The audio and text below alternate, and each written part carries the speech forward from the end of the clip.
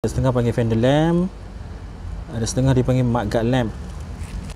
Buka siap-siap supaya lagi mudah kita nak ni ya, nak pasang. Lagi kalau tak buka, yang tu nak pegang sebelah kan, jenuh lagi nak pasang. Yang ni dia besar sikit, ini kecil. Okay, so bila kita cabut kita boleh tengok lah.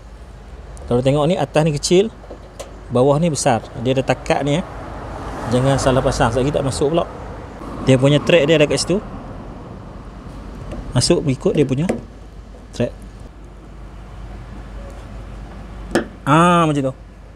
Bagi dia masuk betul-betul dia punya ada klip dalam ni supaya dia melekat elok macam ni ya. Alright, bila dah pasang, dah ketat macam ni, kita tengok dia dah ketat betul, baru kita masuk ke dalam casing ni. Ini kita tekan je.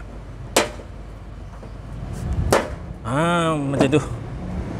Alright, clear. Tak dah.